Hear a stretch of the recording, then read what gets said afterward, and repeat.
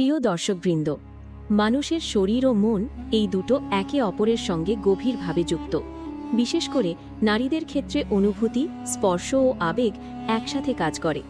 অনেক সময় আমরা শরীরের প্রতিক্রিয়াকে শুধু শারীরিক বলে ভাবি, কিন্তু বাস্তবে এর পেছনে কাজ করে মানসিক প্রস্তুতি, বিশ্বাস, নিরাপত্তাবোধ ও সম্পর্কের গভীরতা।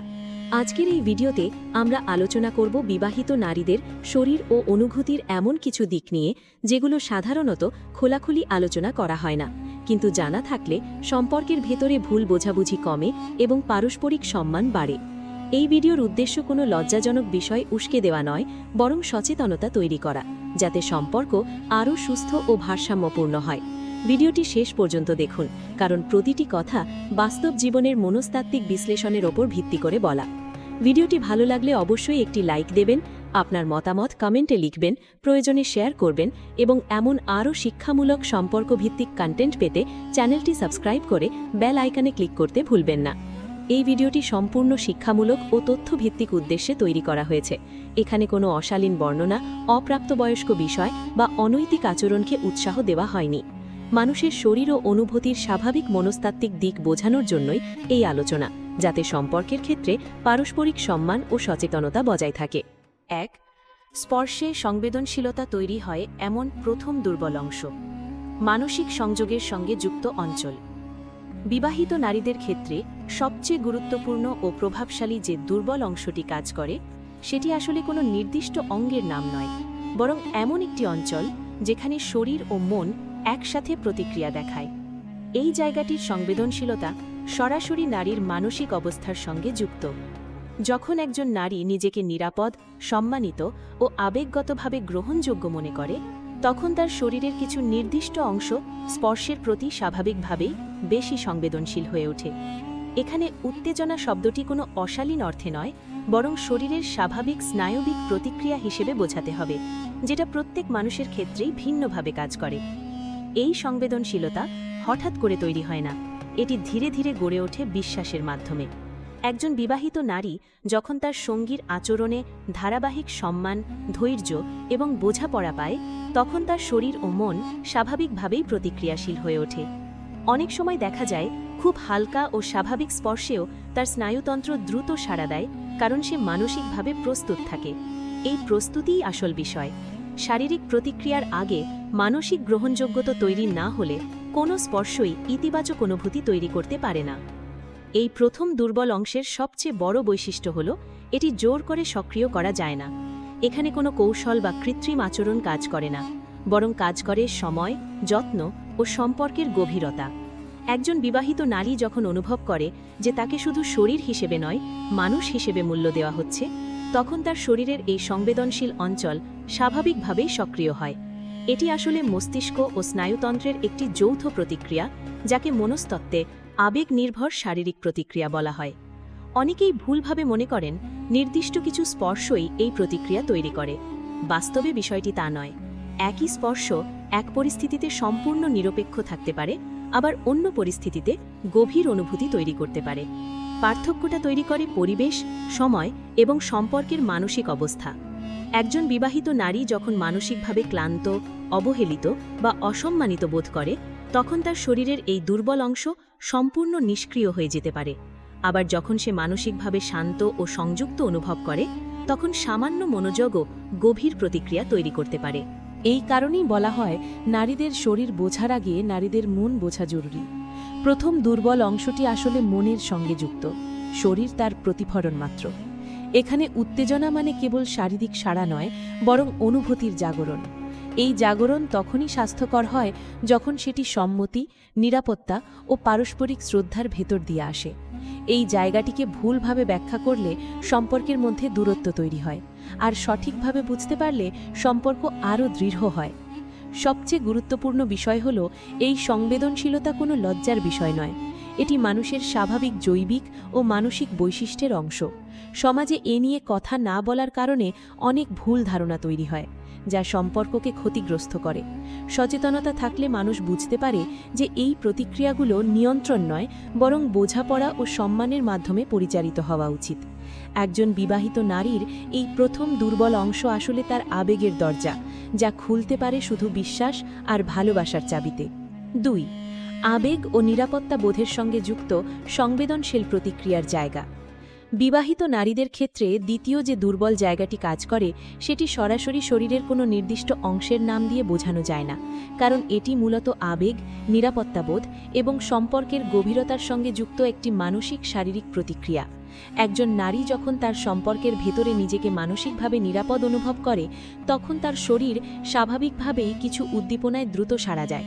এই প্রতিক্রিয়া কোনো কৌশল বা বাহ্যিক প্রভাবের কারণে নয়, বরং দীর্ঘদিনের আবেগগত সংযোগের ফল। এখানে উত্তেজনা শব্দটি শারীরিক সীমার বাইরে গিয়ে অনুভূতির জাগরণকেই বোঝায়, যেখানে মন আগে সাড়া দেয়, শরীর পরে। এই দুর্বল জায়গার মূল ভিত্তি হল বিশ্বাস।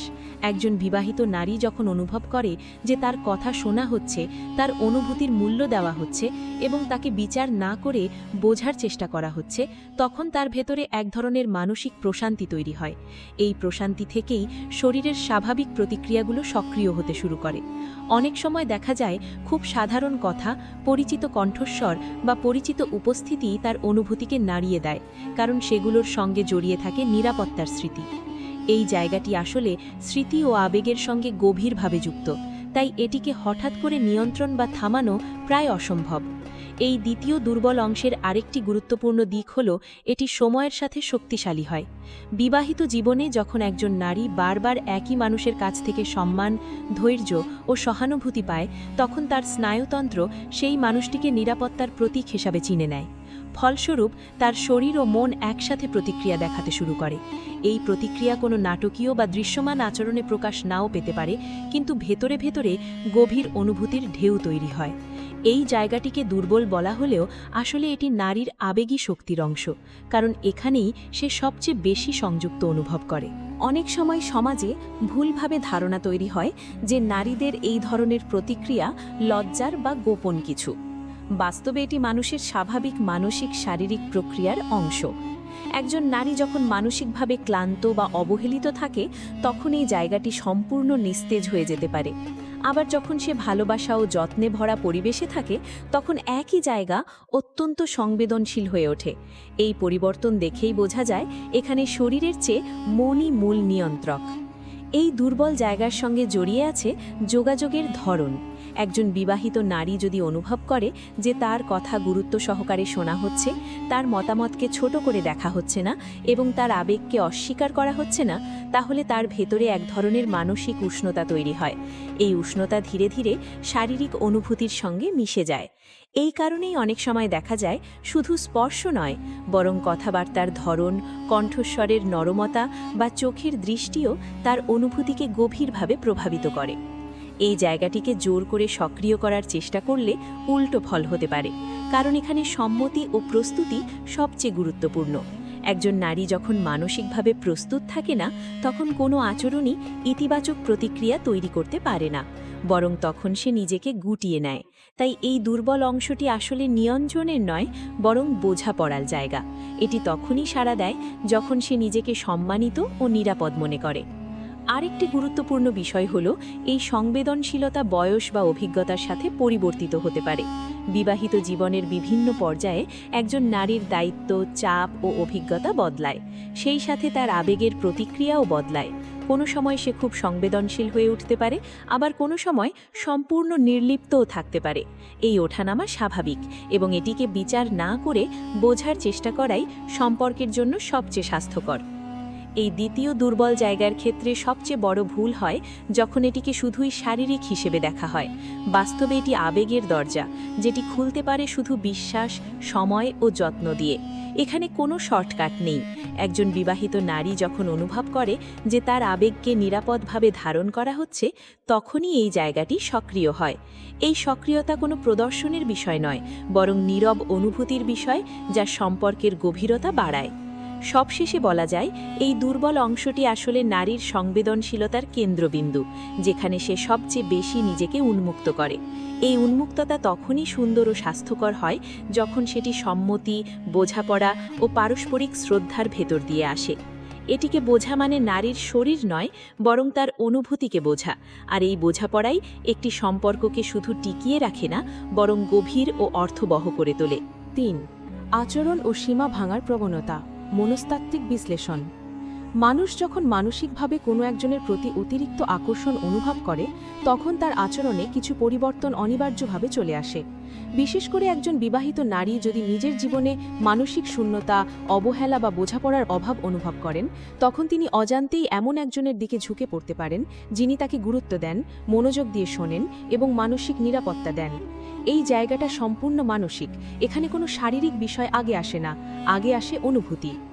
এই অবস্থায় সবচেয়ে লক্ষণীয় বিষয় হল তিনি নিজের তৈরি করা সীমারেখাগুলো ধীরে ধীরে ভাঙতে শুরু করেন। আগে যেসব কথা বলা এড়িয়ে যেতেন, এখন সেগুলো বলতে দ্বিধা থাকে না। আগে যেসব বিষয় ব্যক্তিগত মনে হতো, এখন সেগুলো আপনাকে জানাতে স্বাচ্ছন্দ্য বোধ করেন। এটি কোনো পরিকল্পিত কাজ নয়, বরং মানসিক টানের স্বাভাবিক বহিঃপ্রকাশ। একজন মানুষ যখন কাউকে শুধু চেনা মানুষ থেকে একটু বেশি ভাবতে শুরু করে, তখন তার আচরণে আলাদা যত্ন দেখা যায়।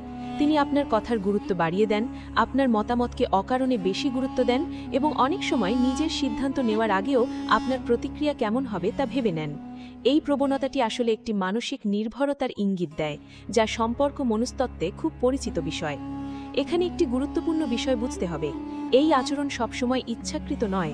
অনেক সময় একজন নারী নিজেও বুঝতে পারেন না তিনি ধীরে ধীরে মানসিকভাবে কারো প্রতি ঝুঁকে পড়ছেন। কারণ মানুষ যখন মানসিক স্বস্তি পায়, তখন সে সেই জায়গা বারবার যেতে চায়। আপনার সাথে কথা বলে যদি তিনি শান্তি পান, বোঝা অনুভব করেন, তবে সেই টান স্বাভাবিকভাবেই গভীর হয়। এই পর্যায়ে আরেকটি বিষয় স্পষ্ট হয়, তিনি আপনার উপস্থিতি খোঁজেন। আপনি না থাকলে অকারণে আপনার কথা তোলেন, যোগাযোগের অজুহাত খোঁজেন এবং ছোট বিষয়কেও বড় করে দেখান যাতে আবার কথা বলা যায়।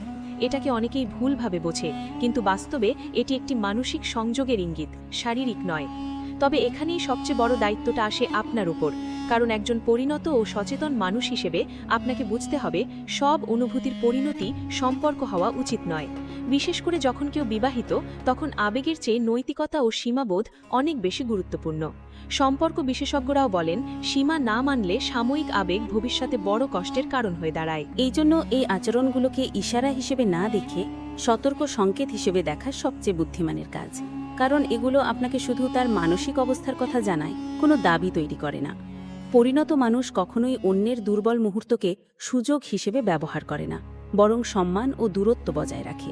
সবশেষে বলা যায়, আচরণ ও সীমা ভাঙার প্রবণতা মানেই চাওয়া নয়, বরং এটি একটি মানসিক দ্বন্দ্বের প্রতিফলন। আপনি যদি সত্যি একজন সচেতন ও দায়িত্বশীল মানুষ হতে চান, তাহলে এই সংকেতগুলো বুঝে নিজের সীমা আরও শক্ত করবেন। সেটাই প্রকৃত ভদ্রতা ও পরিণত মানসিকতার পরিচয়। মনোযোগ ও স্বীকৃতির অভাব থেকে তৈরি হওয়া আবেগগত টান। বিবাহিত জীবনে একজন নারীর আবেগগত অবস্থার ওপর সবচেয়ে বেশি প্রভাব ফেলে যে বিষয়টি, সেটি হলো মনোযোগ ও স্বীকৃতি। মানুষ হিসেবে প্রত্যেকেরই একটি মৌলিক চাহিদা আছে, সে যেন বোঝা হয়, তার অনুভূতির মূল্য দেওয়া হয় এবং তার উপস্থিতি যেন গুরুত্ব পায়। যখন এই চাহিদাগুলো দীর্ঘ সময় ধরে পূরণ হয় না, তখন একজন নারী ভেতরে ভেতরে শূন্যতা অনুভব করতে শুরু করেন। এই শূন্যতা বাইরে থেকে দৃশ্যমান নাও হতে পারে, কিন্তু ভেতরে এটি ধীরে ধীরে জমে ওঠে এবং একসময় আচরণে প্রতিফলিত হয়। এই জায়গাটি চতুর্থ গুরুত্বপূর্ণ পয়েন্ট, যেটা অনেকেই বুঝতে ব্যর্থ হয়। একজন বিবাহিত নারী যখন অনুভব করেন যে তার কথা কেউ মন দিয়ে শুনছে না, তার মতামতকে গুরুত্ব দেওয়া হচ্ছে না, কিংবা তার দৈনন্দিন প্রচেষ্টা স্বীকৃতি পাচ্ছে না, তখন তার আত্মমূল্যবোধ ধীরে ধীরে ক্ষয় হতে থাকে। এই অবস্থায় যদি তার জীবনে এমন কেউ আসে যে তাকে মনোযোগ দেয়, তার কথা ধৈর্য নিয়ে শোনে এবং ছোট ছোট বিষয়ে প্রশংসা করে, তাহলে সেই মানুষটির প্রতি একটি স্বাভাবিক আবেগগত টান তৈরি হতে পারে। এখানে বিষয়টি কোনো পরিকল্পিত আকর্ষণ নয়, বরং মানসিক ক্ষুধার স্বাভাবিক প্রতিক্রিয়া। এই আবেগগত টানের সবচেয়ে গুরুত্বপূর্ণ দিক হল, এটি প্রথমে নিজেকেই ধোঁকা দেয়। নারীটি নিজেই ভাবেন তিনি হয়তো শুধু বন্ধুত্ব বা সহানুভূতি পাচ্ছেন, কিন্তু বাস্তবে তার মন সেই মানুষটির কাছেই শান্তি খুঁজে পেতে শুরু করে। সে তার সঙ্গে কথা বলে হালকা অনুভব করেন, নিজের কথা খুলে বলতে স্বাচ্ছন্দ্য বোধ করেন এবং ধীরে ধীরে সেই কথোপকথন তার দিনের গুরুত্বপূর্ণ অংশ হয়ে ওঠে। এই প্রক্রিয়াটি খুব ধীর, তাই বেশিরভাগ সময় মানুষ বুঝতেই পারে না কখন এটি সাধারণ যোগাযোগ থেকে আবেগগত নির্ভরতায় পরিণত হলো। এই পর্যায়ে আরেকটি বিষয় লক্ষণীয় হয়ে ওঠে, স্বীকৃতির প্রতি অতিরিক্ত সংবেদনশীলতা। যে মানুষটি তাকে মনোযোগ দিচ্ছে, তার একটি ছোট প্রশংসাও অনেক বড় অনুভূতি তৈরি করে, কারণ সে দীর্ঘদিন ধরে এই স্বীকৃতি থেকে বঞ্চিত ছিল। ফলে তার মস্তিষ্ক সেই স্বীকৃতিকে পুরস্কার হিসেবে গ্রহণ করে এবং ধীরে ধীরে সেই উৎসের দিকে বারবার ফিরে যেতে চায়। মনস্তত্ত্বে একে বলা হয় ইমোশনাল রিএনফোর্সমেন্ট, যেখানে আবেগগত সাড়া পাওয়া গেলে মানুষ সেই আচরণ পুনরাবৃত্তি করতে চায়। এই অবস্থায় নারীটির আচরণে কিছু সূক্ষ্ম পরিবর্তন দেখা যায়।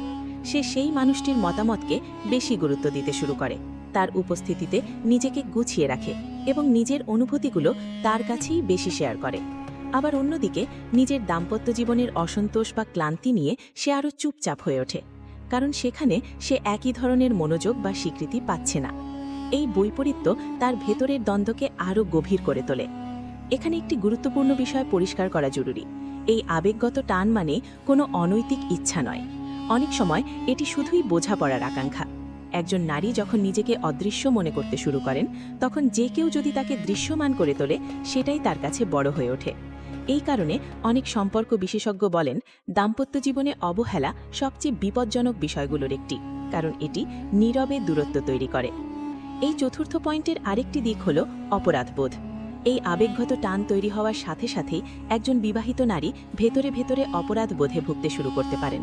তিনি জানেন তিনি যা অনুভব করছেন তা বলা বা প্রকাশ করা ঠিক নয়, ফলে তিনি নিজেকেই দোষ দিতে থাকেন, নিজের অনুভূতিকে চেপে রাখার চেষ্টা করেন।